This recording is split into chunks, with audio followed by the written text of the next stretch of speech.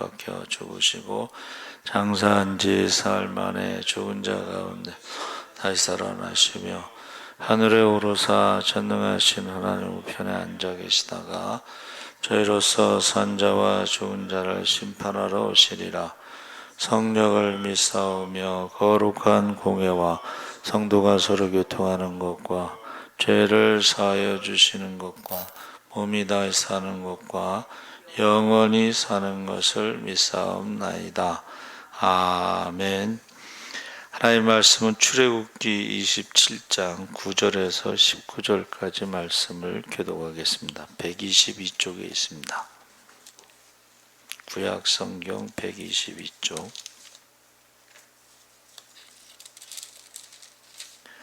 출애굽기 27장 9절에서 19절까지 우리 교독을 하겠습니다. 너는 성막의 뜰을 만들지니 남쪽을 향하여 뜰 남쪽에 너비가 100규빗의 세마포 휘장을 쳐서 그 한쪽을 당하게 할지니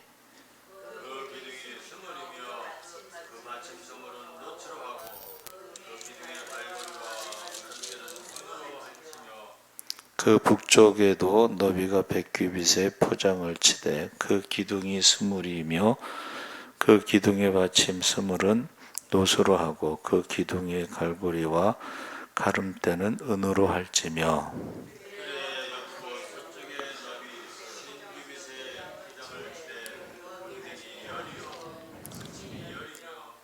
동쪽을 향하여 뜰 동쪽의 너비도 50규빗이 될지며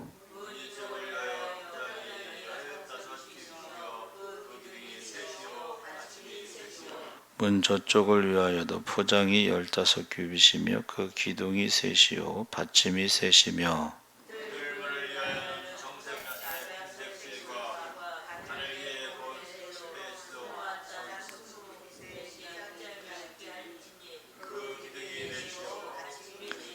뜰 주위 모든 기둥의 가름대와 갈고리는 은이요 그 받침은 노시며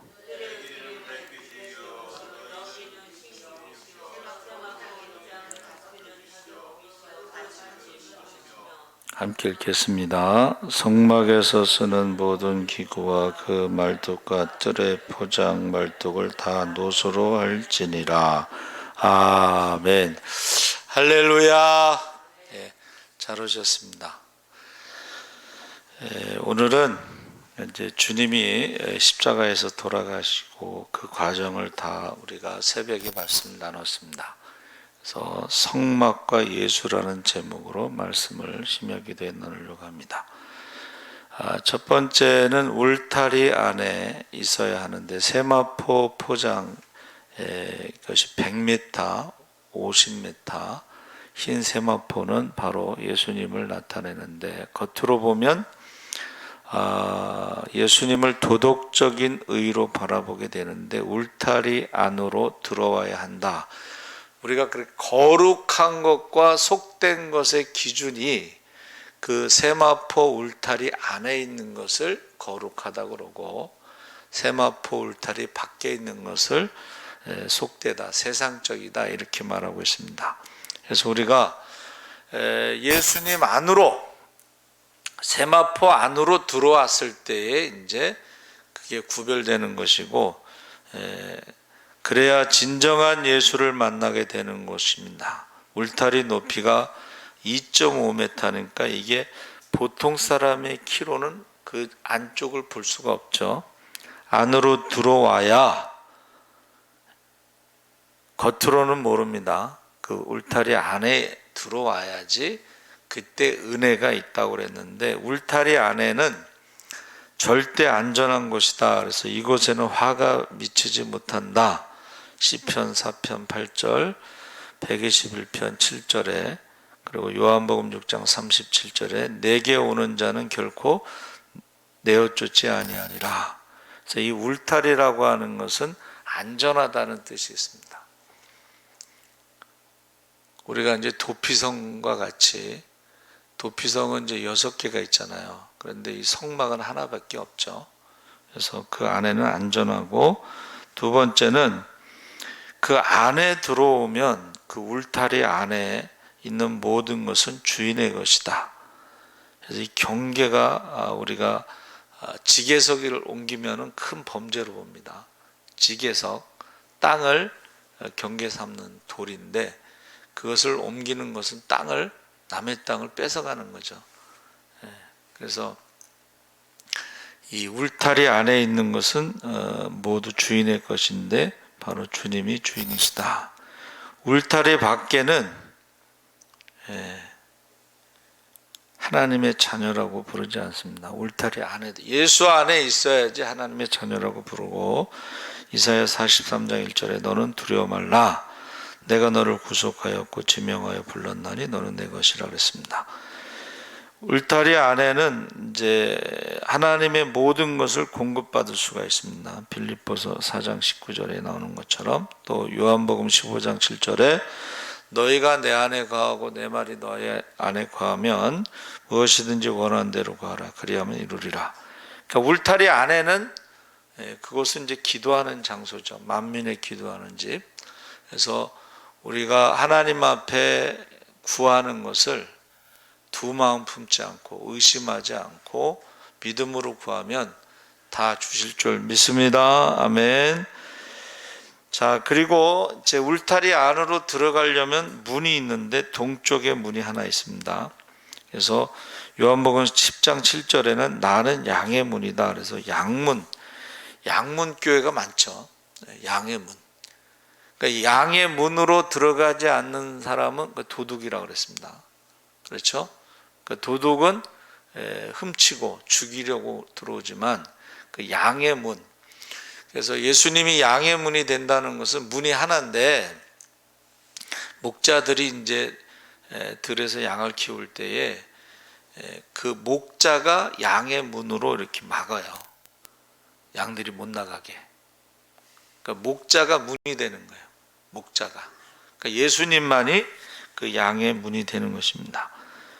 그래서 요한복음 10장 9절에 내가 문이니 누구든지 나로 말미암아 들어가면 구원을 얻고 또는 들어가며 나가며 꼴을 얻으리라. 그래서 문에 그 청색, 자색, 홍색, 백색이 나오는데, 이것을 이제 예수님의 생애 사복음서를 복음서로 이제 해석합니다. 청색은 한우를 의미하고 독수리, 요한복음, 하나님의 아들이신 예수 그리스도. 자색은 왕권을 의미하고 사자, 마태복음, 왕이신 예수 그리스도. 유대인의 왕이라고 하는 것이 마태복음의 주제입니다. 홍색은 고난을 의미하고 종을 의미하고 마가복음, 종이신 예수 그리스도. 그래서 마가복음은 종으로, 고난받는 종이 있죠, 이사야에, 그것을 이제 나타내고 있고, 백색은 순결을 의미하면서 인자라고 하는 것은 이제 한문으로 사람의 아들인데, 이것은 영어로 대문자, 그리고 앞에 정관사 더가 붙어서 더 대문자 son of God. 그러니까 이게 인자라는 말은 하나님의 아들 메시아라는 것의 고유명사입니다. 그래서 그 유일한 문은, 성막에 들어가는 문은 오직 하나, 동편에 난 문이고, 구원은 오직 예수의 문밖에 없습니다. 사도행전 4장 12절에 다른 이로서는 구원을 얻을 수 없나니 천하 인간에게 구원을 얻을 만한 다른 일을 우리에게 주신 일이 없음이라 그랬습니다. 요한복음 14장 6절에는 내가 길이요 진리요 생명이니 나로 말미암지 않고는 아버지께로 올 자가 없느니라. 그래서 저도 이제 목회를 오래 하고 설교도 많이 했지만, 최근에 들어서 깨달은 게, 하늘에서 내려온 자만이 하나님 나라에 대해서 정확하게 알고, 하나님 나라로 가는 길을 정확히 알고, 하나님에 대해서도 정확히 알고, 그러니까 예수님만이 나로 말미암지 않고는 아버지께로 갈 자가 없다는 것은, 그 하나님 나라로 가는 길을 예수님만 아시는 건데, 그게 뭐예요? 그게 십자가의 길입니다. 할렐루야. 자기가 죽어야지, 회개해야지 하나님 나라 갈 수가 있어요. 그래서 요새 와서 하나님 나라에서 온 자만이 하나님 나라에 대해서 정확하게 알고 하나님 나라로 가는 길을 안다. 그 전에 이제 예화가 하나 있었어요. 정글 안내하는 사람을 이제 정글, 여러분 그 보면은 영화 같은데 보면 큰 칼을 가지고 막 탁탁 치면서 나가잖아요.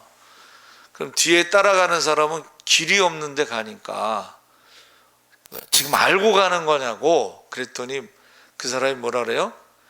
정글에 길이 어디 있습니까? 내가 가는 게 길이지. 길을 만드는 거야. 그러니까 지금 우리가 예수님께서 하나님 나라 가는 길을 만드는데 그게 십자가의 길이에요. 할렐루야. 예.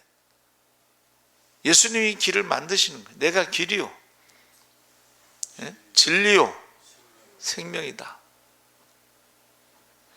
예수님만 유일하게. 그래서 그 문은 열린 문인데 길이가 한 10m 정도 되는, 누구나 들어올 수 있는 문입니다. 요한복음 3장 16절에 독생자를 믿으면 멸망치 않고 영생을 얻는다 그랬습니다. 그리고 그 왜 동쪽에 있느냐? 성막은 항상 문을 동쪽에 둡니다. 그것은 해 뜨는 곳, 빛이 있는 곳에서 예수 앞에 나오면 예수님께서 뭐라 그랬어요? 내가 세상의 빛이다 그랬죠. 그렇죠? 어둠을 물러가게 하는 것입니다. 그래서 이 마귀가 떠나고 성령의 역사가 시작되는 곳, 그것을 동쪽으로 보는 거예요. 그리고 그 동쪽에 유다 진영이 있고 유다 지파에서 구원자의 의의 태양이 떠오르는 것입니다. 그래서 말라기 4장 2절에 치료의 광선을 바란다. 할렐루야. 그러니까 우리 조순진 입사님이 전화하셨는데 그 항암 치료받는 약이 안 듣는데요. 그 약을 바꿔야 되는데 맞는 약을 찾을 수 있도록 기도해달라. 그렇게 이제 기도 부탁을 했어요. 우리가 기도해야 되겠지만 사실은 예수님이 우리의 치료하는 광선이에요. 그래서 약도 찾아야 되겠지만 예수님께서 우리 조순준 집사님을 사순절에 고난주간에 치료해 주시기를 기도해 주시기 바랍니다. 아멘. 자, 문에 들어가면 제일 먼저 나오는 게 이제 번제단인데 출애굽기 27장 1절 8절을 보니까 단, 제단, 놋단이라고도 하는데 문을 통해 들어가면 제일 먼저 만나는 것이 번제단입니다. 이 번제단을 통과하지 아니하고는 절대로 성소에 들어갈 수가 없는 것입니다. 번제단에서 짐승을 잡아 제사를 드리는데 제단의 크기는 가로 세로 2.5m, 높이가 1.5m. 그러니까 여러분, 번제단은 이렇게 언덕을 약간 세워서 그 위에 올려놓고 밑에는 불을 떼게 돼 있고 번제단 밑에는 석쇠처럼 그렇게 돼 있습니다. 근데 이제 높이가 1.5m면 이제 웬만한 어른들이 보면은 이렇게 볼 수가 있는 거죠. 그렇죠? 그래서 물론 이 중에 150이 안 되는 분은 없겠지만 150 이상 되시는 분들은 그 번제단 안에 제물을 이렇게 넣을 수가 있습니다. 그래서 그 번제단은 조각목으로 만들어졌는데 그 조각목의 의미를 예수님의 인성, 나무라는 것은 이제 연약하고 불에 탈 수가 있는 것인데 그것을 놋으로 쌌죠. 놋은 예수님의 고난과 심판을 의미하고 있습니다. 세상 죄를 지신 십자가의 속죄양 예수를 이 번제단에서 만난다 그랬습니다. 그래서 여기서 동물을 잡아 죽여 제사를 드렸는데 이때 흘린 짐승의 피는 바로 예수 그리스도의 피를 예표하는 것이고 이 피로 말미암아 제사함을 얻게 되는 것입니다. 에베소 1장 7절에 우리가 그리스도인 안에서 그의 은혜의 풍성함을 따라 그의 피로 말미암아 구속고 제사함을 받았으니 마태복음 26장 28절에 이것은 제사함을 얻게 하려고 많은 사람을 위하여 흘리는 바 나의 피 곧 언약의 피니라. 그래서 동물의 피로는 반복돼야 돼요. 계속 근데 예수의 피로는 한 번에 반복되지 않습니다. 그러니까 우리가 예수를 믿고 구원받은 것은 처음에 그 한 번 예수를 믿을 때 바로 하나님의 자녀가 되는 권세를 얻게 되는 것이지, 계속.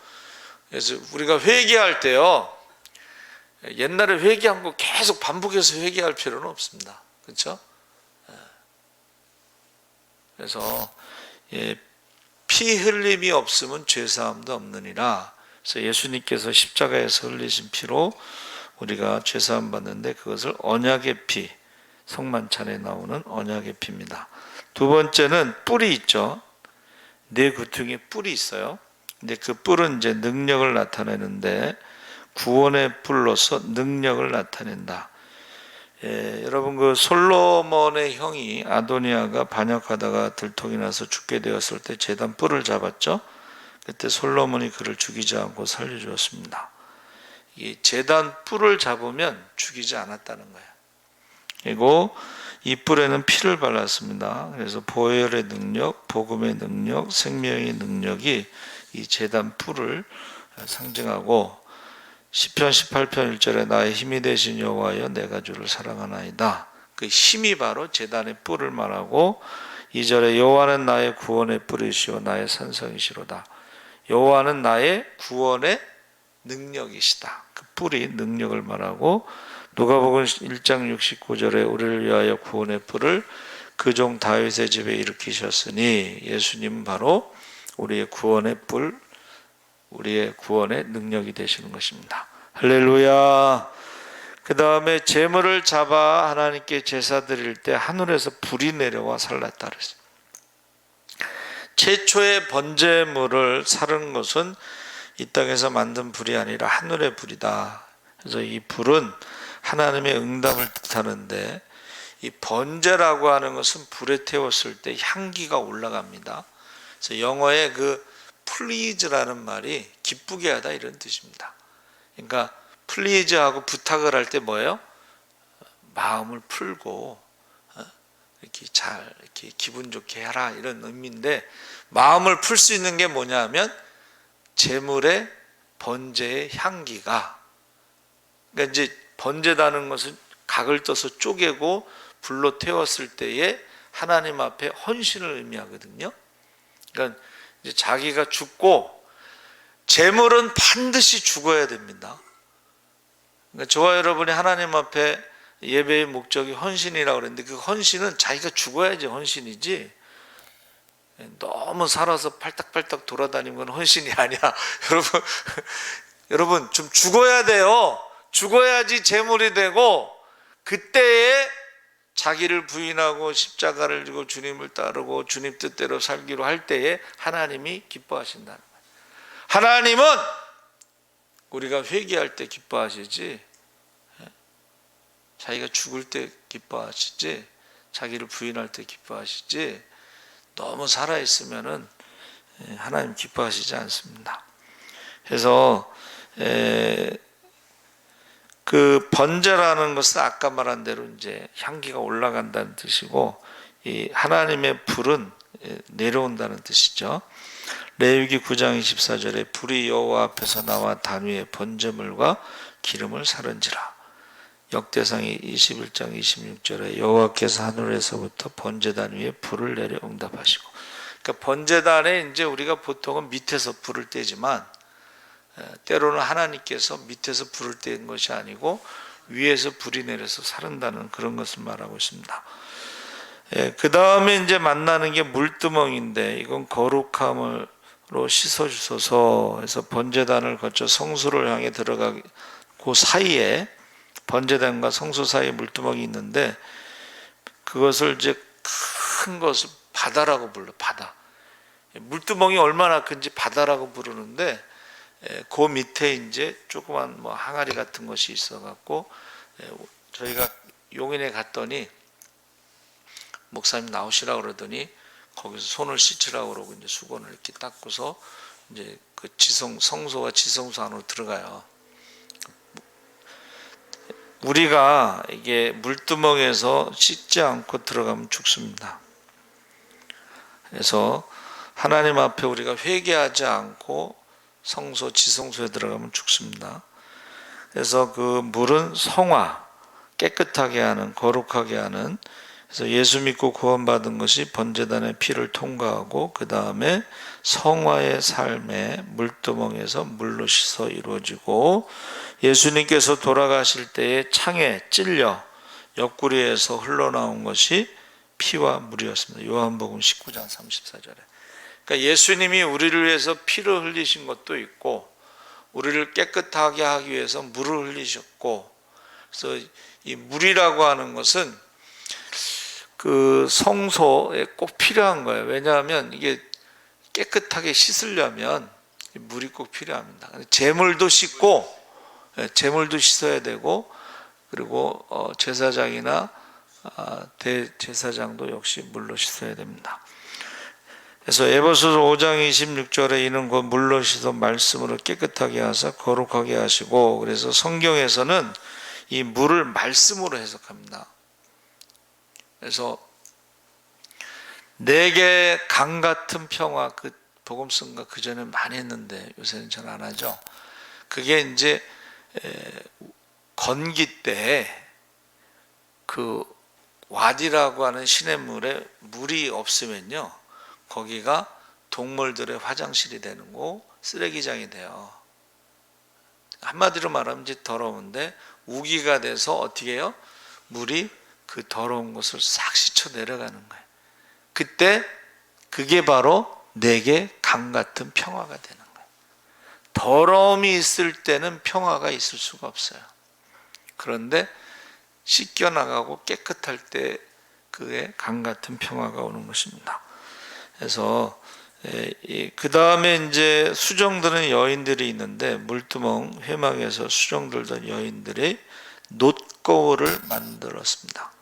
당시 놋거울은 귀하기 때문에 이 수정들던 여인들이 그것을 아낌없이 내어놓았던 것인데, 이것을 헌신이다 그렇게 말합니다. 로마서 12장 1절에 너희 몸을 하나님이 기뻐하시는 거룩한 산제사로 드리라, 이는 너희들을 영적 예배니라 했을 때에 그 놋거울을 하나님 앞에 드렸다는 것은 헌신을 말하고, 그 거울은 아까 말씀드린 것처럼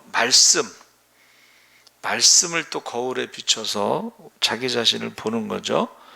아까 말한 이제 물로 씻고 나서 거울을 보고 깨끗하게 됐는가, 이렇게 확인하는 것입니다. 그래서 거울을 통해 자기의 모습을 고치는 것이 회개고 거룩이다. 그래서 진정한 헌신은 자기를 먼저 고치는 데서 출발한다. 자기가 회개하지 않고 하는 헌신은 하나님이 기뻐하시는 열매가 없다. 그래서 로마서 12장 2절에 마음을 새롭게 함으로 변화를 받아 하나님의 선하시고 기뻐하시고 온전하신 뜻이 무엇인지 분별하라고 그랬습니다. 그래서 성막의 기구 가운데 유일하게 치수가 없는 것이 물두멍이, 아까 말했죠. 높바다 밑에 물두멍은 그 사이즈가 나와 있지 않습니다. 그래서 이것을 측량할 수 없는 그리스도의 용서하심과 성도의 제한 없는 성화, 헌신, 변화의 삶을 강조하는 뜻으로 해석하고 있습니다. 특별히 치수가 없다는 것은 측량할 수 없다. 다섯 번째 나오는 게 이제 등대인데, 주의 등대되어 세상을 비춘 너희는 세상의 빛이라 했을 때, 이 성소는요 창문이 없습니다. 그렇죠? 성소에는 창문이 없어요. 어두운 거예요. 어두운 곳인데 거기에 등잔대, 이 등대를 만드는데 정금 한 달란트가 34kg, 금 34kg. 근데 그것을 쳐서 늘리는 거예요. 금은요 무한대로 늘어난대요. 무한대로. 본 적이 없죠? 저도 본 적이 없습니다. 그러나 용인에 갔을 때 이제 모형을 그거 진짜 금일까 모르겠어요. 용인에 가면 그 등잔대 있잖아요. 그거를 늘려서 쳐서 만드는데, 우리가 메노라라고 하는, 그게 과거에는 유대인의 상징이에요. 유대인의 상징. 그래서 한 가지에 양쪽으로 3개씩 올라가서 7개의 촛대가, 기름이, 등잔대가 이제 기름을 밝히는데, 그게 성소의 어느 쪽에 있을까요?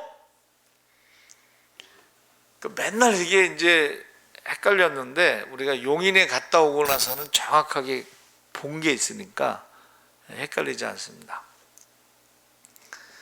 여러분들이 지금 앉아 있는 그곳이 이제 성전 뜰이라고 하면, 처음에 번제단 물두멍은 뭐 이렇게 들어오고, 이 북쪽 있죠? 저쪽이 동쪽으로 보는 거예요. 이 북쪽에는 동물을 잡는 칼들이 무시무시한 게 걸려 있어. 북쪽에는. 그리고 남쪽에서는 이제 제사장들이 제물을 먹는 그건데, 가운데에 그 번제단 앞에 거기서 세마포는 하얀색입니다.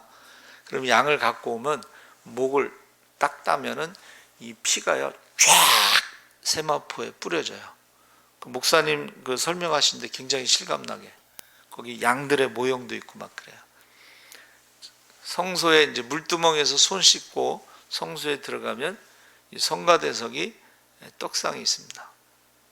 그리고 요 가운데 분향단인데, 저 지금 우리 저 조그만 거 있죠? 저게 분향단에 똑같아요. 근데 분향단이 이렇게 돼 있는 게 아니라 각도를 이렇게 틀어서 뾰족하게 이렇게 돼 놓는다고 그래요. 저도 처음 그때 알았는데, 그리고 드럼 있는데 이쪽이 이제 그 등잔대가 있어요. 자, 그러면 거기는 어두운 곳이기 때문에 항상 24시간 등잔대를 켜놔야 돼요. 또 번제단도 불을 꺼트리면 안 돼요. 왜냐하면 여러분 생각해 보세요. 소 한 마리를 태우려면 거의 뭐 하루 종일 태워야 돼요. 그렇죠? 근데 한 사람만 그런 번제를 드리는 게 아니잖아. 계속 사람들이 와서 제물을 드리고 번제를 드리기 때문에 24시간 번제단의 불과, 그 다음에 등잔대의 불과, 그리고 향단의 향을 꺼트리지 않습니다. 그래서 번제단의 불을 갖다가 향단에 그 향을 붙이게 돼 있어요. 근데 다른 불을 사용하다가 나답과 아비후가 죽었죠. 그래서 그 전에는 이제 뭐 장례식에 이제 상주들이 졸지 말라고 향 꺼트리면 안 된다고 그랬는데, 요새는 자죠. 향 끄고 자요. 그런데 그 성소에는 번제단의 불과 향단의 향과 등잔대의 불을 꺼트리지 않습니다. 그래서 이 정금 1달란트를 이렇게 늘려서 살구꽃 형상으로 만들었습니다. 그래서 이것을 등대는 여러분 감람나무 기름으로 불을 밝히도록 하여야 되는데, 이 기름은 성경에서 성령을 나타내고 있습니다. 아침 저녁 이 기름을 붓는 것은 계속적인 기름 부음으로 이 성령 충만함을 말하고, 강검하라. 강검이라는 것은 불이 꺼지지 않도록 늘 점검하는데, 성령 충만하기를 늘 점검하라. 그래서 우리에게 영적 교훈은 뭐예요? 성령이 소멸되지 않도록 늘 깨어 기도하라. 그래서 에베소서 5장 18절에 술 취하지 말라, 이런 방탕한 것이니 오직 성령의 충만을 받아라. 할렐루야. 성령의 불이 소멸되지 않도록 기름, 이게 꺼지면 어떻게 돼요? 그 어둠이 되는 거예요. 어둠. 그렇게 하면 안 된다는 거예요. 그리고 등대는 아까 말씀드린 것처럼 정금을 쳐서 만들어서 두드려서 만들었기 때문에 이것을 연단의 과정, 믿음이 시련과 연단의 과정을 통과해야 된다. 그래야지만이 빛의 사명을 감당할 수 있다. 베드로전서 1장 7절에 너희 믿음의 시련이 불로 연단하여도 없어질 금보다 더 귀하여 예수 그리스도에 나타나실 때에 칭찬과 영광과 존귀를 얻게 하려 함이라. 그 예수 믿지 않는 사람들도요 비슷한 말을 했더라고요. 맹자가 하늘에서 사람을 귀하게 쓰기 전에는 반드시 연단의 과정을 거친다. 그런 말을 했어요. 그래야지 말이 어떻게 돼요? 연단의 과정이 거쳐야지 그릇이 커진다는 거예요. 그래야지 하늘의 뜻을 따를 수가 있다. 그럼 이 성경에 있는 말을 이 사람이 어떻게 했지? 이제 그런 생각을 했는데, 대기만성이라고 그래서 연단의 과정을 겪어야지만이 하늘의 뜻을 이룰 수 있다. 뭐 그런 표현을 썼어요.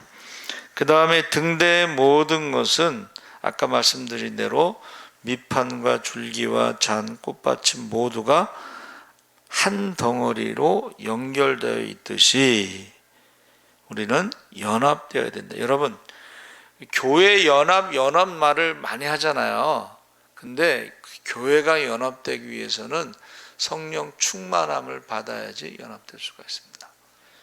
그래서 사도들과 더불어 마음을 같이 저녁 기도에 힘쓸 때 성령 받은 성도들이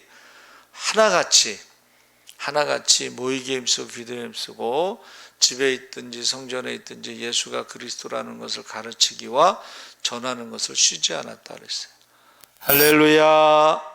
그러니까 이 등대는 기름을 짜야 되잖아요. 감람나무 기름을 짜듯이 우리가 하나님 앞에 기도하면서 성령 충만할 때 형제가 연합하여 동거함이 어찌 그리 선하고 아름다운고, 연합을 의미하고, 떡상은 이게 진설병상은 조각목 아카시아 나무로 만들었는데 150, 75 그러니까는 100이라고 하는 것은 이제 길이를 말하겠죠. 50은 폭을 말하고 75는 높이를 말하겠죠. 근데 순금으로 둘러쌌고 그 위에 항상 12덩어리의 떡이 놓여 있었는데 이것은 좋은 밀가루로 만들어 구운 것으로 매 안식일에 새 것으로 갈아 놓습니다. 자, 우리가 아는 것처럼 사람이 떡으로만 살 것이 아니고 하나님 입에서 나오는 말씀으로 산다. 그래서 이 떡은 말씀, 아까 물도 역시 말씀으로 해석하고 있는데 성경에서는 떡은 바로 말씀인데 예수님께서 자신을 내가 생명의 떡이다. 너희 조상은 광야에서 만나를 먹고 죽었지만 나를 먹는 자는 생명의 떡을, 하늘에서 내려온 이 생명의 떡을 먹는 자는 영원히 죽지 않는다. 그랬더니 사람들이 너무 어렵다. 오병이어의 기적에서는 참 좋았는데 너무 어렵다, 이상하다, 이상한 말을 한다. 그리고 다 떠났어요. 그랬더니 주님께서 베드로에게 뭐라 그랬어요? 너희도 가려느냐 했더니 베드로가 영생의 말씀이 주께 있사오니 우리가 네게로 가오리까. 그래서 예수님이 자신을 생명의 떡으로, 그래서 6월절 식사할 때 받아 먹으라, 이것은 내 몸이다. 이 몸을 먹는 자가 영생을 받는다, 영생을 얻는다, 이렇게 말씀하셨죠. 그 영생의 말씀을 우리가 받을 때에 주님의 십자가의 그 고난, 죽음을 떡과 포도주로 기념하라고 말씀하셨죠. 그래서 마태복음 4장 4절에 기록되었으되 사람이 떡으로만 살 것이 아니라 하나님의 입에서 나오는 모든 말씀으로 살 것이다. 이것은 예수님께서 40일 금식하고 그 다음에 마귀가 시험한 첫 번째 시험이에요. 이게 먹는 문제가 사실은 가장 첫 번째 오는 시험이에요. 그러니까 주일날 돈 벌러 안 가면 불안하고, 그거를 여러분 광야에서 안식일에 만나를 주시지 않고 안식일 전날 2배를 주셨잖아요. 그게 바로 믿음 훈련이고 순종 훈련입니다. 그게 40년이 걸린 거예요. 믿음 훈련, 순종 훈련이. 그러니까 애굽에서는 종살이 할 때는 무엇을 먹을까 입을까 염려하지 않고 그냥 종으로 살아서 별 문제가 없었는데 광야에서는 믿음으로 순종하지 않으면 살아갈 수가 없습니다. 그래서 우리가 진설병은, 여러분 진설병에는 얼굴의 떡이라는 뜻이 있어요. 그래서 하나님의 얼굴은 은총을 나타냅니다. 그래서 떡을 먹을 때마다 우리는 하나님의 은총을 깊이 체험하게 되고, 출애굽기 33장 13절에 내가 참으로 주의 목전에 은총을 입었사오면 원컨대 주의 길을 내게 보이사 내게 주를 알리시고 나도 주의 목전에서 은총을 입게 하시며. 그래서 이 모세가 하나님 앞에 은총 받기를, 하나님의 얼굴을 보기를 원했죠. 그래서 하나님이 나를 보면 죽을 거니까 그 바위 틈 사이에 엎드려 있다가 하나님이 지나가시면서 옷자락으로 등을 싹 하면 뒷모습만 봐라.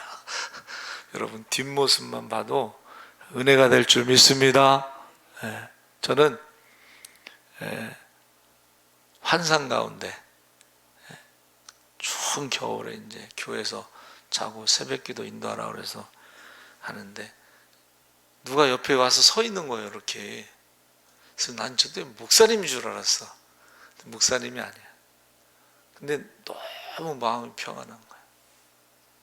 근데 몸은 막, 그때는 겨울에 추웠는데 뭐 히터도 없고 그냥 여기서 의자에 자는데 막 이빨이 다 뜨는. 근데요, 이빨은 다 떴어도 너무 좋은 거야. 아, 주님이 옆에 서 계셨구나 하는 그런 어떤 체험을 한 적이 있습니다.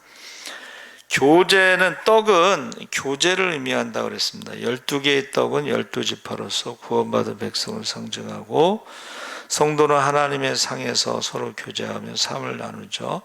그래서 이게 떡이라고 하는 것은 이제 고운 가루가 돼서 기름으로 섞어 반죽하고 번철에 골고루 구워내는 것인데, 이게 곡식으로 드리는 그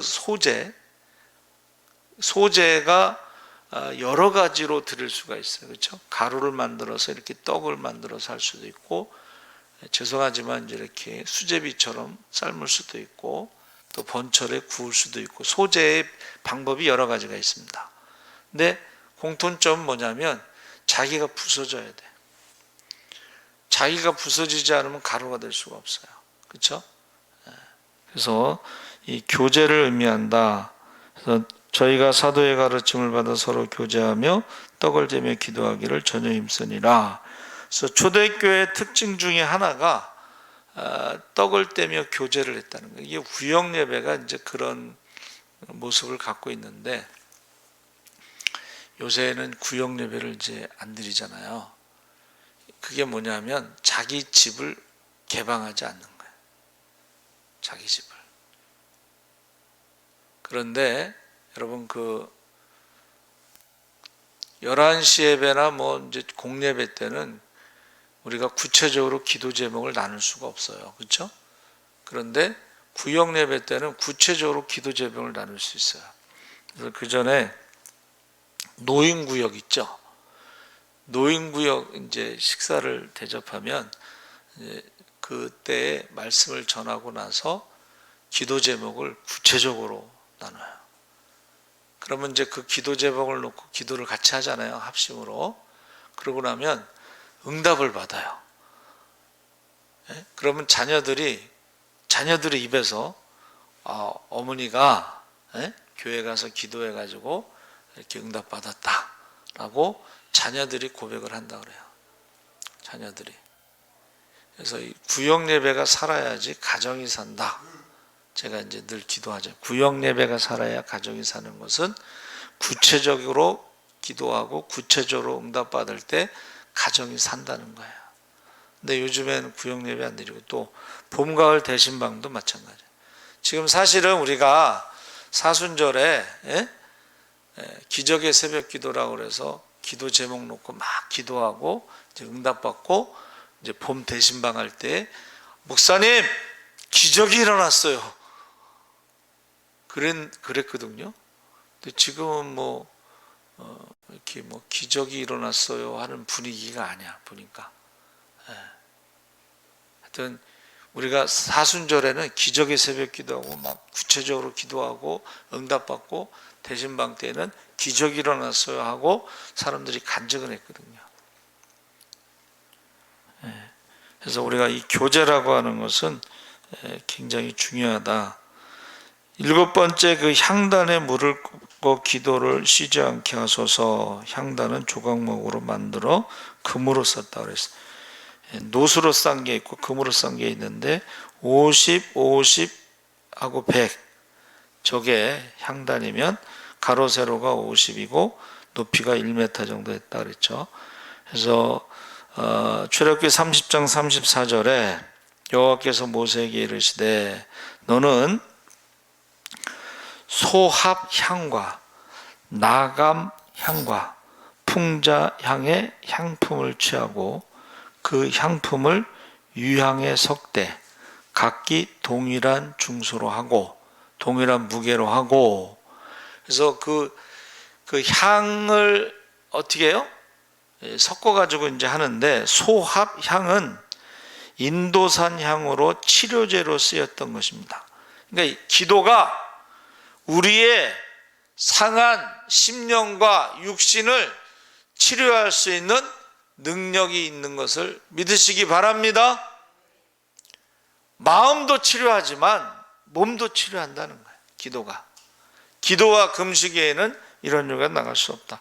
나감향은 홍해의 조개 껍질을 부서뜨려서 만들었는데, 기도는 뭐냐? 자기를 깨트리는 작업이다. 내 원대로 마옵시고 아버지의 원대로 하옵소서. 할렐루야. 기도는 하나님의 뜻을 구하는 게 기도예요. 그래서 우리가 기도와 간구와 도고라는 말을 썼는데, 이제 도고는 중보기도입니다. 그리고 간구는 필요한 것을 구하는 것이에요. 기도는 하나님의 뜻을 구하는 거예요. 그래서 우리가 하나님의 뜻을 구할 때 자기를 깨트려야 돼. 부인해야 돼. 풍자향은 시리안 관목, 시리아 관목의 껍질에서 채취한 것인데 굉장히 자극적이고 진한 냄새를 발하면서 이것을 피워놓으면요 집안에 도마뱀이나 해충이 들어오지를 못한다. 그러니까 우리가 이것을 기도를 하면 마귀가 틈타지 못한다는 거예요. 할렐루야. 우리나라도 이제 바퀴벌레가 많잖아요. 그러면 당귀 있죠, 당귀. 그 당귀 잎사귀를 갖다 놓으면 바퀴벌레가 없대. 굉장히 독한 거예요. 그러니까 당귀가. 근데 이 이스라엘에는 이 풍자향을, 시리아 관목을 껍질에서 채취한 것을 넣으면 도마뱀이나 해충이 들어오지 못하는 것처럼 우리가 기도하면 마귀가 틈타지 못한다고 그랬습니다. 유향은 감람나무에서 나오는 향기로운 진액입니다. 독소를 제거하고 부패를 방지하고. 그래서 우리가 유향, 감람나무, 성전의 등대를 밝히는 그 기름은 그 영혼의 독소를 뽑아내고 신앙의 부패를 막아준다. 그러니까 기도가 없으면 신앙이 타락할 수가 있다는 거예요. 부패할 수가 있다. 그리고 또 기도가 내 원대로 하옵소서, 내 원대로 하옵소서, 이렇게 기도가 바뀔 수가 있습니다. 그래서 이 모든 향은 정결한 향이 되어야 하고 모든 기도는 정결한 기도가 되어야 되고, 그래서 출애굽기 37장 29절에 거룩한 관유와 향품으로 정결한 향을 만들었으되 향을 만드는 법대로 하였더라. 욥기 16장 17절에 내 손에는 포악이 없고 나의 기도는 정결하니라. 두 번째는 소금의 기도가 있는데, 분향단에서 태우는 향에는 반드시 소금을 넣어야 되는데, 이 소금은 변치 않는 언약을 상징하죠. 기도할 때 반드시 말씀의 약속을 붙들고 기도해야 된다. 그러니까 우리가 기도를 어떻게 하냐고 자꾸 물어보는데, 말씀의 약속을 붙잡고 기도하는 것인데 그게 바로 소금 언약이다, 그렇게 말하고 있는 것입니다. 그래서 하나님의 말씀과 기도로 거룩하여 지미니라. 세 번째, 성령의 기도가 있는데, 아침 저녁으로 등대에 기름을 넣을 때 향불도 함께 피웠고 성령과 더불어 기도해야 되는데, 유다서 1장 20절에 사랑하는 자들아 너희는 너희의 지극히 거룩한 믿음 위에 자기를 건축하며 성령으로 기도하며, 에베소 6장 18절에 모든 기도와 간구를 하되 무시로 성령 안에서 기도하고 이를 위하여 깨어 구하기를 항상 힘쓰며 여러 성도를 위하여 구하고. 로마서 8장 26절에 이와 같이 성령도 우리의 연약함을 도우시나니 우리가 마땅히 빌 바를 알지 못하나 오직 성령이 말할 수 없는 탄식으로 우리를 위하여 친히 간구하시느니라. 로마서 8장 27절에 마음을 감찰하시니가 성령의 생각을 아시나니 이는 성령이 하나님의 뜻대로 성도를 위하여 간구하심이니라. 네 번째는 쉬지 않고 기도하는, 아까 말씀드린 것처럼 향불이 꺼서는 안 되죠. 꺼지면 안 됩니다. 그렇죠? 향불도 꺼지면 안 되고 등대의 기름도 꺼지면 안 되고 번제단의 불도 꺼지면 안 됩니다. 계속 안에서 향이 피워져야 되고 계속 기도를 나타내는데 시편 116편 2절에 그 귀 내게 기울이셨으므로 내가 평생에 기도하리로다. 쉬지 말고 기도하라. 사무엘은 뭐라 그랬죠? 기도를 쉬는 죄를 범치 않겠다. 할렐루야. 그러니까 우리가 오늘도 지옥에 갈 영혼이 있겠죠. 그래서 기도를 쉬는 죄와 전도를 쉬는 죄를 범하면 안 된다 그랬습니다. 자, 믿음의 기도는 향단은 금단이라고 했는데 금은 이것을 믿음으로 해석합니다. 그래서 그러므로 내가 너에게 말하노니 무엇이든지 기도하고 구하는 것은 받은 줄로 믿으라. 그래야만 너에게 그대로 되리라. 정금 같은 믿음. 욥의 믿음은 정금 같은 믿음. 내가 가는 길을 그가 아시나니 나를 연단하신 후에 내가 정금같이 되리라. 할렐루야. 권세 있는 기도는 향단에 아까 뿔이 있었죠. 기도의 권세와 능력이 나타난다. 야고보서 5장 16절에 너희 죄를 서로 구하여 병낫기를 위하여 서로 기도하라. 의인의 강구는 역사하는 힘이 많느니라. 일곱 번째, 보혈의 기도. 1년에 한 번의 대속죄일에 향단불에 피를 발고 대제사장이 지성소에 들어간 것처럼 그리스도의 피를 의지해서 기도할 때에, 예수 그리스도의 이름을 의지해서 기도할 때에 지금까지는 너희가 내 이름으로 아무것도 구하지 아니하였으나 구하라. 그리하면 받으리니 너희 기쁨이 충만하리라. 할렐루야. 그전에는 예수의 이름으로 기도를 안 했더라도 이제는 내가 십자가를 지고 죄 값을 치르고 사망의 문제를 해결하고 영접하는 자는 하나님 자녀 권세를 주시고 성령을 선물로 주시니까 이제는 내 이름으로 무엇이든지 구하라. 이단들은 예수의 이름으로 기도하지 않습니다. 그렇죠? 대표적으로 이제 통일교 문선명에는 참 부모의 이름으로 기도하는데 도대체 부인이 여러 명이기 때문에 누구 이름으로 기도, 엄마 이름은 누구인지 모르겠어요. 몇 번째 부인의 이름으로 기도해야지 참 부모의 이름으로. 그러니까 이게 성경에 없는 얘기를 하는 건 다 이단입니다. 여덟 번째로 속죄소에서 속죄함을 입고 새롭게 출발하는데 향단 앞에 성소의 휘장을 지나면, 자, 십자가에서 돌아가실 때 휘장이 찢어졌잖아요. 그래서 그것은 예수의 육체라고 그랬습니다. 그래서 이제 대제사장이 1년에 한 번 들어가는 그날에 우리는 언제든지 하나님의 자녀가 됐기 때문에 때를 따라 돕는 은혜를 구하기 위해서 들어갈 수가 있는 것입니다. 할렐루야. 근데 그 속죄소라는 것은 그 법궤의 뚜껑이에요. 근데 보세요. 우리가 아는 것처럼 법궤를 뺏겼죠. 그런데 그 벳세메스 사람들이 법궤 안을 들여다보고 죽었죠. 그거를 막기 위해서 법궤 뚜껑이 있는 건데 그걸 속죄소라고 부르는 거예요. 그것을 시은 자, 은혜를 베푸는 하나님의 자. 만약에 그게 속죄소가 없잖아요. 그러면 그 법궤 안을 들여다보다 죽는 거예요. 또 우사는 어떻게 했어요? 법궤를 손으로 만져서 죽었잖아요.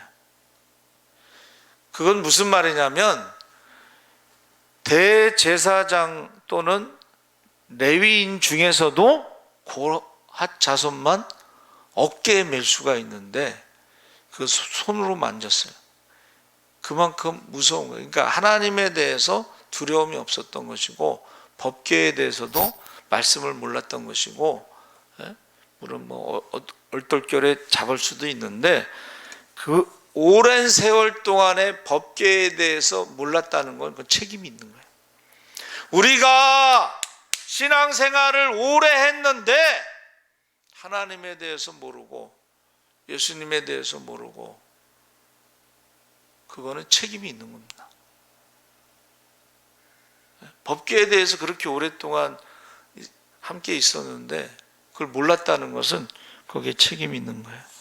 그래서 이 법계는 증거계, 언약계 뭐 이런 걸로 하는데, 거기에 만나 항아리, 황금, 거기 금 항아리 속에 만나를 넣었으니까 인간들이 어떻게 했겠어요? 금 항아리를 가지고 훔쳐갔지. 우리나라 홍성에서도 만나가 내리니까는 전부 와서 하나씩 먹고 가서 나중에 다 없어졌대, 만나가. 그리고 속죄소, 아까 말한 법궤를 덮는 뚜껑인데 그 안을 함부로 보면 죽습니다. 만져도 죽고. 그래서 그게 필요하다. 그 속죄소를 그리스도의 어떤 십자가로 보고 있는 거예요. 자, 거기에는 지성소라고 하는 것은 보세요. 출애굽기 25장 22절에 거기서 내가 너와 만나고 속죄소 위 곧 증거계 위에 있는 두 그룹 천사 사이에서 내가 이스라엘 자손을 위하여 내게 명할 모든 일을 내게 이르리라. 민수기 7장 89절에 모세가 회막에 들어가서 여호와께 말씀하려 할 때에 증거계 속죄소 위에 두 그룹 사이에서 자기에게, 잘 들어보세요, 속죄소 위 두 그룹 사이에서 자기에게 말씀하시는 목소리를 들었으니 여호와께서 그에게 말씀하심이었더라. 법궤 덮은 그 속죄소 양쪽에 두 천사가 이렇게 마주보고 있는데 거기에서 하나님의 말씀이, 음성이 들렸다는 거예요. 저는 비슷한 간증을 들었는데, 이제 젊어서 아들 하나 낳고 혼자로 사신 권사님이 있어요. 늘 교회 와서 기도를 하시는데 이 성경책 속에서 하나님의 음성이 막 말씀하시는 게 들었다는 거예요. 성경책에서 하나님이 말씀하시는 음성을 들었다고. 그러니까 지금 모세가 그 속죄소 양 천사 그 가운데에서 하나님의 음성을 들었다는 거예요. 할렐루야. 지금도 만민의 기도하는 집에 와서 기도할 때 하나님이 우리의 귀로 들리는 음성으로 말씀하실 때가 있어요. 그러니까 예를 들면 모세야 모세야, 아브라함아 아브라함아, 사울아 사울아, 이런 것처럼 귀로 들리는 음성도 있고 마음에 들리는 음성도 있어요. 깨닫게 하시는 거예요. 깨닫게. 여러분, 기도하고 주의 음성을 들으시기 바랍니다. 거기에 만남이 있다는 거예요. 우리는 하나님과의 만남, 기도를 통해서 응답받는 그런 것을 법궤, 지성소 뭐 이런 것을 말하고, 두 번째는 성막을 다 지었을 때 영광의 구름이 성막 안에 가득 찼고 법궤, 속죄소가 있는 지성소 위에 낮에는 구름 기둥, 밤에는 불 기둥이 떠올라 저들의 앞길을 인도하였고, 그래서 이 인도하심이 있다. 사실은 그 구름 기둥과 불 기둥은 제가 말씀드렸죠. 정상적으로는 구름이 기둥으로 이렇게 되지 않지만 이게 제가 생각할 때 이제 이렇게 바람이 불어서 회오리 바람처럼 이렇게 기둥이 생기는데 그게 에어컨이다 저는 생각해요. 시원한 바람. 불기둥도 이거 히타구나 이게. 불기둥이 계속 이렇게 계속될 수는 없잖아요. 근데 그게 계속된다. 근데 거기에 뭐가 있어요? 하나님이 우리와 함께 하시는구나. 할렐루야. 네. 우리는 하나님이 함께 하신다는 것을 눈으로 본 거예요. 한두 명이 본 게 아니고 이스라엘 백성 전체가 하나님이 함께 하시는 것을 눈으로 본 거예요. 지성소 위에 그 법궤 그 위에 쫙 구름 기둥이 서고 불 기둥이 서고, 그것도 뭐 1시간 2시간만 쓴 게 아니고 밤낮으로 하나님이 함께 하시는구나. 두 번째는 구름 기둥이나 불 기둥이 이동한, 물론 이제 밤에는 이동을 안 한 것 같은데 성경에 보니까 구름 기둥이 이동할 때는 하나님이 2000규빗 앞서 가시는구나. 법궤 법궤가 있고 그 앞에 구름 기둥이 앞서가지. 그리고 하나님이 애굽의 병사들이 쫓아올 때는 뒤에도 하나 앞에도 하나 인도도 하시고 뒤에서 막아주시고 보호하시고. 그러니까 우리가 이게 한두 사람이 본 게 아니고 이스라엘 전체가 다 봤다는 것입니다. 하나님의 임재와 하나님의 인도하심과 하나님의 보호하심과 하나님의 도우심을 다 체험했다는 거예요. 그럼에도 불구하고 430년 동안 노예 근성이 살아있어 가지고 죄의 뿌리가 남아있어서 조금만 어려우면 원망과 불평하다가 많은 사람들이 광야에서 죽었습니다. 우리가 애굽에서 죽었으면 좋았을 텐데 내 귀에 들린 대로 애굽에서 다 죽었어요. 고라당 사건 때도 고라당 가족들 거기 줄 쓴 사람들이 이제 땅이 갈라져 죽고 250명은 불이 나와서 타 죽고, 그랬더니 모세와 아론이 죽였다고 또 원망했잖아요. 그래서 그때 죽은 사람들이 땅 속에 들어간 사람이나 불로 죽은 사람보다 더 많다 그랬어요. 몇 명이었죠? 14,700명. 괜찮아요. 저희 죽은 사람들 얘기는. 자, 그래서 여러분 성막의 참 우리가 처음에는 이제 성막을 그냥 제사 지내는 장소를 이렇게 하나님이 이제 설계도해서 보내셨나 보다 그랬는데, 나중에 알고 봤더니 이게 예수 그리스도의 모형이라는 것을 그대로 적용한 거예요. 성막의 설계도가 예수 그리스도의 삶, 예수 그리스도 생명의 떡, 세상의 빛, 번제단에서 십자가에서 죽으시고, 이런 성막의 설계도가 정확하게 예수 그리스도에 대해서 다 설명되고 있구나 하는 것을 이제 깨닫고, 그것을 이제 성막 세미나를 많이 하고 있습니다. 그래서 출애굽기 39장 4절에 모세가 그 필요한 모든 것을 본즉 여호와께서 명하신 대로 되었으므로 그들에게 축복하였더라.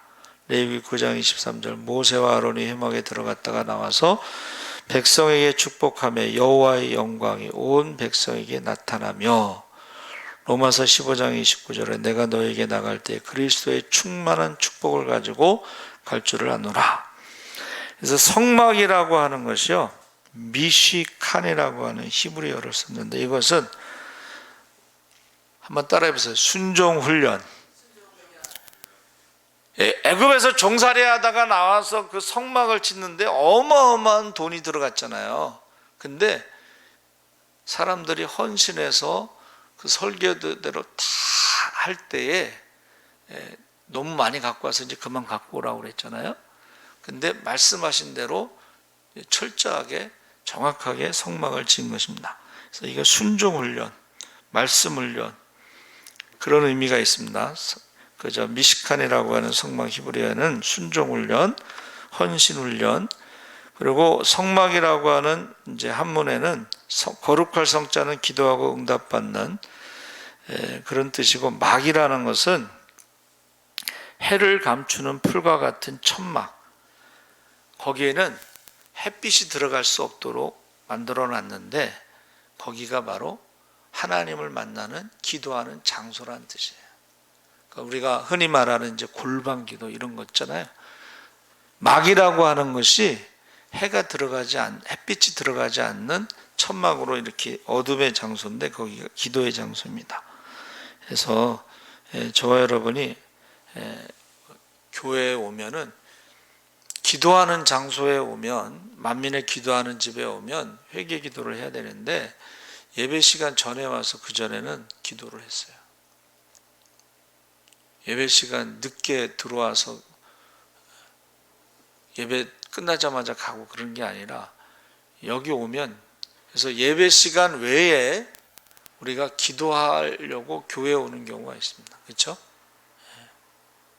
예배 시간 외에 기도하는 집이니까 꼭 예배 시간 전에 와서 기도하고 끝나고 기도하고 뭐 그전에 그랬는데 요새는 예배 시간 전에도 기도 안 하고 예배 끝난 다음에 기도 안 하고 그냥 가잖아요. 그럼 언제 응답을 받겠어요? 그렇죠? 그래서 우리 작정 기도 같은 거 하잖아요.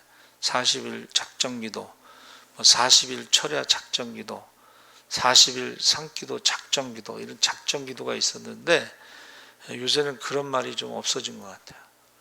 그래가지고 그전에는 40일 특별 새벽 기도, 그전에 어떤 집사님이 이제 췌장암에 걸려서요. 그 집사님을 위해서 40일 새벽 특별 기도를 했는데 좀 지나고 나서 또 다른 사람이 또 암에 걸려서 또 40일 작정 특별 새벽 기도. 그 다음에 사순절 애들 그 시험 보기 전에 40일 특별 새벽 120일을 특별 새벽 기도를 할 때 제가요 새벽 2시에 일어나서 차량 운행한 적이 있어요. 안양까지, 흑석동에서 안양까지 하다 보니까 120일 특별 새벽 기도를 한 거예요. 그런 적이 있어요. 근데 좀 지나고 나니까는 21일 다니엘 새벽 기도, 그러더니 좀 지나고 나서 한 주간 고난주간 특별 새벽 기도 뭐 이런 식으로, 그러다가 나중에는 아예 그게 없어졌어. 그래서 참 고민이 많습니다. 이거 기도의 불이 꺼진 거죠. 기도의 불이 꺼지고 성령이 소멸되고 예언의 말씀을 멸시하고, 이게 지금 저 여러분이 제발 우리 한국교회가 성령 충만하고 성령과 진리로 예배드리고 기적의 기도가 살아나기를 기도해 주시기 바랍니다. 찬양도 마찬가지. 찬양할 때 기적이 일어나거든요. 그러면 기적의 찬양이 살아나야 돼. 그냥 누가 아프다고 그냥 기도해 주세요, 그게 아니에요. 그렇게 해가지고 하늘 보좌를 움직이겠어요? 하늘 문이 열리겠어요? 뜨겁게 기도할 때에 뭔가 기적이 일어나는 거지, 그냥 형식적으로 그냥 기도해 가지고는 아무 일도 일어나지 않아요. 아무 일도. 그래서 이 저녁에 우리가 이제 예수님의 그 고난 과정을 쭉 새벽 기도 때 말씀을 나눴고, 오늘은 심야 기도 때 정리하는 걸로 성막에 대해서, 예수님에 대해서 말씀을 나눴는데, 여러분, 성막에서 하나님이 모세에게 말씀하셨다. 그리고 기도하면 이방인이라 할지라도 회개하고 기도하면 하나님께서 응답해 주실 줄 믿습니다. 이 저녁에 한번 우리 뜨겁게 주여 세 번 부르짖고 기도하겠습니다. 주여, 주여, 주여. 할렐루야. 살아계신 아버지 하나님, 하나님께서 함께하여 주시옵소서. 아버지 하나님, 고난주간에 아버지 하나님, 주의 백성들 주의 전에 와서 기도할 때 하나님께서 아버지 하나님 약속하신 성령을 부어주시옵소서. 만민의 기도하는 집에 기도의 사람을 채워주시고 한 사람도 빠짐없이 다 성령 충만하게 하시고 성령의 불을 받게 하여 주시옵소서. 아버지 하나님이여, 우리가 성령 충만한 가운데 선한 싸움 다싸고 달려갈 길을 마치고 믿음을 지켜 의의 멸류관 생명의 멸류